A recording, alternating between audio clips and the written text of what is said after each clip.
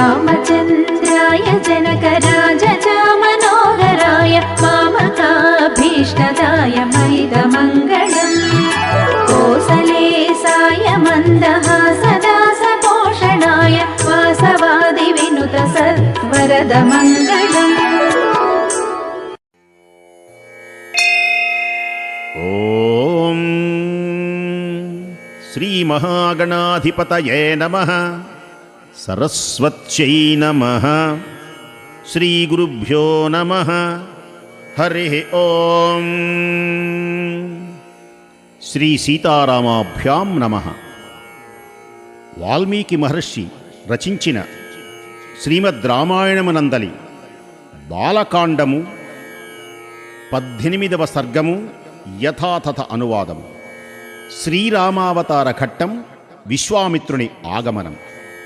మహాత్ముడైన దశరథుడు ప్రారంభించినటువంటి అశ్వమేధ పుత్రకామేష్టి క్రతువులన్నీ ముగిసినాయి. దేవతలు అందరూ తమ తమ హవిర్భాగాలను స్వీకరించి స్వస్థానాలకు చేరారు. యజ్ఞదీక్షా నియమములు పూర్తి కాగానే సేవకులు, సైనికులు వాహనములు వెంట వస్తూ ఉంటే రాజు రాణులతో కూడి పురమున ప్రవేశించాడు. యజ్ఞమునకు విచ్చేసిన దేశాధిపతులందరినీ దశరథుడు వారి వారి యోగ్యతలను అనుసరించి సన్మానించాడు. వారు మిక్కిలి సంతోషించి వశిష్ఠ మహర్షికి నమస్కరించి తమ తమ దేశములకు బయలుదేరారు. అయోధ్య నుండి తమ నగరములకు వెళ్ళేటువంటి శ్రీమంతులైన ఆ రాజుల యొక్క సైనికులు దశరథుడు వసగినటువంటి వస్త్ర ఆభరణములకు సంతసించినటువంటి వారై ఆనందంతో చక్కగా వాటిని ధరించి ప్రకాశించారు. రాజులందరూ వెళ్ళిన పిమ్మట శుభలక్షణ సంపన్నుడైనటువంటి దశరథుడు వశిష్ఠాది మహర్షుల ముందు నమస్కరించి మహర్షులు ముందుకు సాగిపోతూ ఉండగా పురమున ప్రవేశించాడు దశరథుడు. నగర ప్రవేశ అనంతరం దశరథుడు ఋష్యశృంగుని సాదరంగా పూజించాడు. పిమ్మట ఆ మహర్షి తన భార్య అయినటువంటి శాంతతో కూడి ప్రయాణమైనాడు. ధీశాలైన రోమపాదుడు ఆయనకు సపరివారంగా అనుసరించాడు. వారందరినీ దశరథుడు కొంత దూరము అనుసరించి వీడ్కోలు పలికాడు. దశరథ మహారాజు వచ్చిన వారందరికీ వీడ్కోలు పలికి మిక్కిలి ఆనందించాడు. అనంతరం పుత్రప్రాప్తిని గూర్చి ఆలోచిస్తూ హాయిగా నివసింపతాగాడు. యజ్ఞము ముగిసిన పిమ్మట 1 సంవత్సర కాలం గడిచింది. 12వ మాసమున చైత్రశుద్ధ నవమి నాడు పునర్వసు 4వ పాదమున కర్కాటక లగ్నమున కౌసల్యాదేవి యందు శ్రీరామచంద్ర ప్రభువు ఉదయించాడు.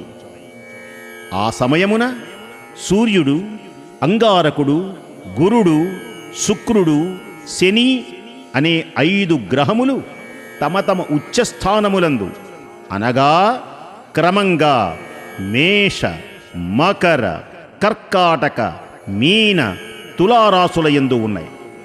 కర్కాటక రాశి యందు గురుడు, చంద్రుడు కలిసి ఉన్నారు. బుధుడు, ఆదిత్యుడు మేషరాశి యందు ఉన్నారు.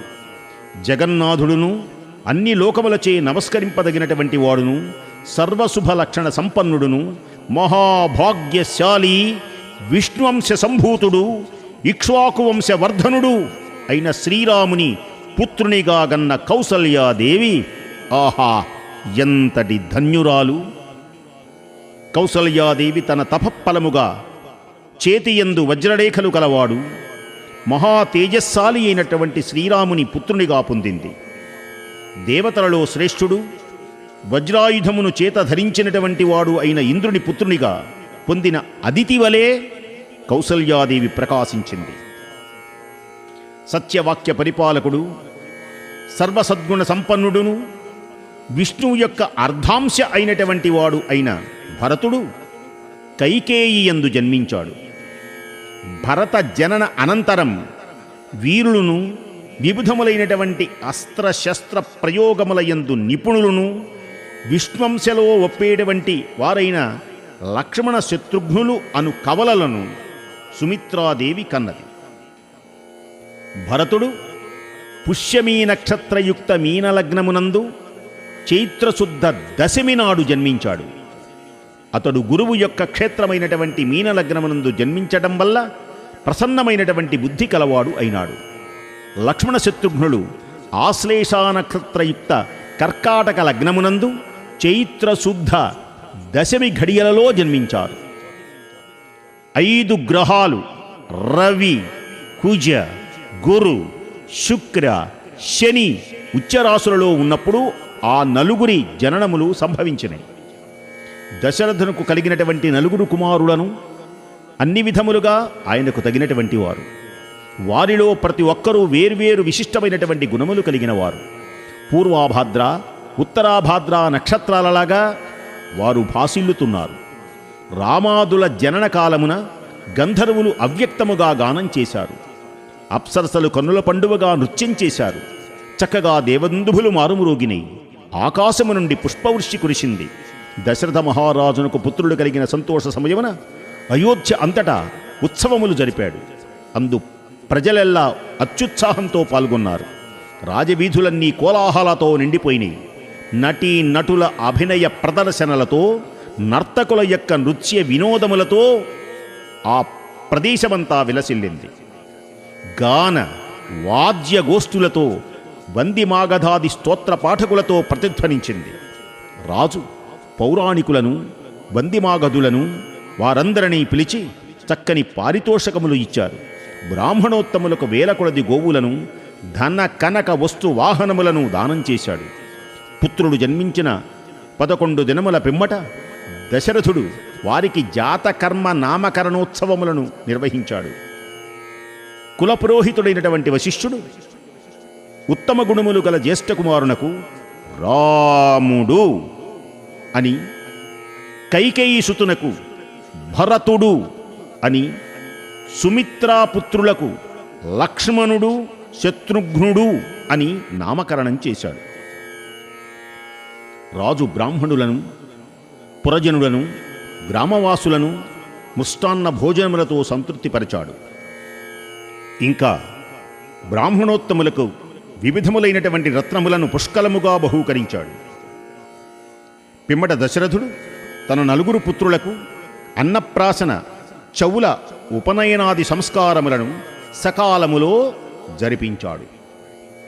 ఆ రాజకుమారులో పెద్దవాడైనటువంటి రాముడు ధ్వజ పతాకము వలె వంశ ప్రతిష్టను ఇనుబడింపచేస్తూ తండ్రికి మిగిలిన సంతోషమును కూర్చుతున్నాడు. మరి సమస్త ప్రాణులకు మహావిష్ణువు వలె ఎంతో ప్రేమపాత్రుడైనాడు. ఆ రాజకుమారులందరూ వేదశాస్త్రములను అభ్యసించారు. ధనుర్విద్యయందు ఆరితేరారు. ప్రజల హితమునందే ఆసక్తి కలవారైనారు. వారందరూ విజ్ఞాన ఖనులు, సకల సద్గుణ సంపన్నులు. రఘువంశజులలో మహా తేజస్శాలి అయిన శ్రీరాముడు అమోఘ పరాక్రమము కలవాడు. సమస్త ప్రజలను పూర్ణచంద్రుని వలె ఆహ్లాదకరుడు. రాముడు ఏనుగునెక్కి అశ్వమును అధిరోహించియు రథమునందుండియు యుద్ధము చేయుటలో కుశలుడు. ధనుర్విద్యయందు నిరతుడు. సర్వదా తల్లిదండ్రుల సేవలో నిమగ్నమై ఉండేవాడు. ప్రజలను ఆనందింపచేసేటువంటి అన్నయ్యగు రామునియందు లక్ష్మణుడు బాల్యము నుండి భక్తి తత్పరుడు. నిత్యం ఆయనను సేవించుటయే మహాభాగ్యం అని తలచేవాడు. రామసేవలయందే నిరంతరము లక్ష్మణుడు తన సుఖములను ఏమాత్రము పట్టించుకొనక త్రికరణ శుద్ధిగా ఆ రామునకు అంకిత భావంతో అన్ని విధములుగా ప్రియమును కూర్చుచుండేవాడు. ఆ రామునకు లక్ష్మణుడు బహిప్రాణం. పురుషోత్తముడైనటువంటి శ్రీరాముడును లక్ష్మణుడు తన చెంత లేకపోతే నిద్రించేవాడు కాదు. తల్లి కౌసల్య తీసుకువచ్చినటువంటి కమ్మని భోజన పదార్థములను లక్ష్మణుడు తోడు లేకుండా భుజించేవాడే కాదు. అనగా రాముడు క్షణకాలమైన కూడా లక్ష్మణుని విడిచి ఉండేటువంటి వాడు కాదు. రాముడు అశ్వమునెక్కి వేటకెళ్ళేటప్పుడు లక్ష్మణుడు ధనుస్సును పూని అతనిని కాపాడుతూ వెంట నడిచేవాడు. లక్ష్మణునకు తమ్ముడైనటువంటి శత్రుఘ్నుడు అతని వలె సేవా స్వభావం కలిగినవాడు. అతడు భరతునకు ప్రాణము కంటే ప్రియమైనటువంటి వాడు. అట్లే శత్రుఘ్నుడును భరతునిపై ఎనలేని ప్రేమ కలిగినవారు. చక్కని శుభలక్ష సంపన్నులైనటువంటి ఆ నలుగురు ప్రియపుత్రులతో దశరథుడు ఇంద్ర, యమ, వరుణ, కుబేరులు అను నలుగురు దిక్పాలకులతో కూడిన బ్రహ్మదేవుని వలె పరమానందభరితుడైనాడు. ఆ నలుగురు కుమారులను వివిధ శాస్త్రజ్ఞాన సంపన్నులై సకల సద్గుణములతో అలరారుతూ ప్రఖ్యాతి గణించారు. ఇట్టి పరిస్థితులయందు పొరపాటునైనప్పటికీ కూడా అకృత్యములు పాల్పడేవారు కాదు. లౌకిక ప్రజ్ఞానిధులు, దూరదృష్టి కలవారు. ఇట్లు ప్రతిభాశాలురు, తేజోమూర్తులు అయిన తన కుమారులను చూచి దశరథుడు జగత్సృష్టికర్త అయిన బ్రహ్మదేవుని వలె ఆనందించాడు. పురుషశ్రేష్ఠులైన ఆ రాజకుమారులు వేదాంగ స్మృతి పురాణేతిహాసములయందు శ్రద్ధగా అధ్యయనం చేస్తూ ఉన్నారు. తల్లిదండ్రులను పరమప్రీతితో సేవిస్తూ ఉండేవారు. ధనుర్వేదమునందు నిష్ఠ కలిగి ఉండేవారు. ధర్మాత్ముడైన దశరథ మహారాజు యుక్త వయస్కులైన తన పుత్రులకు అన్ని విధములా ఈడూ జోడైన కన్యలతో వివాహము చెయ్యాలి అని భావించి గురువులతోనూ బంధువులతోనూ బాగా ఆలోచించడం మొదలుపెట్టాడు. మహాత్ముడైన దశరథుడు మంత్రులు మొదలైనటువంటి వారితో కూడి పుత్రుల వివాహ విషయంలో ఆలోచిస్తూ ఉండగా మహాతేజస్సాలి అయిన విశ్వామిత్ర మహర్షి అక్కడకు విచ్చేశాడు. రాజును దర్శింపకోరి ఆ ముని ద్వారపాలకులతో, నేను గాధిరాజు కుమారుడను, కుశికుని వంశము వాడను, నా పేరు విశ్వామిత్రుడు, నా రాకను మీ రాజుగారికి వెంటనే తెలియచేయండి అని పలికాడు. విశ్వామిత్రుని మాటలు విని ఆ ద్వారపాలకులు కలవరపడి భయముతో రాజభవనకు పరిగెత్తారు. వారు రాజప్రాసాదమునకు చేరి విశ్వామిత్ర మహర్షి రాకను గూర్చి ఇక్ష్వాకు వంశజుడైనటువంటి దశరథ మహారాజుకు నివేదించారు. ఆ ద్వారపాలకులు తెలిపిన వార్తను విని దశరథుడు సంతసించినటువంటి వాడై పురోహితులను వెంటబెట్టుకుని బ్రహ్మకడకు ఇంద్రుని వలె ఆ మహర్షికి చేరుకున్నాడు. కఠోర నియమములను పాటించి బ్రహ్మ తేజస్సుతో వెలుగొందుచున్న ఆ విశ్వామిత్ర మహర్షిని గాంచి రాజు మిక్కిలి సంతోషించాడు. పిమ్మట ఆయనకు అర్ఘ్యపాద్యాది సత్కారములు చక్కగా జరిపించాడు. ఆ మహర్షి శాస్త్రోక్త విధులతో రాజుగారు సమర్పించిన అర్ఘ్యపాద్యాది సత్కారములను చక్కగా స్వీకరించాడు. పిదప అతడు మహారాజుతో కుశల ప్రశ్నలు కావించాడు. ధార్మికోత్తముడైనటువంటి విశ్వామిత్రుడు, ఓ రాజా, నీ పురము, ధనాగారము, కోసల దేశము, బంధుమిత్రులు కుశలమే కదా? సామంతరాజులందరూ నీ అదుపులో ఉన్నారా? శత్రువులందరినీ జయించావా?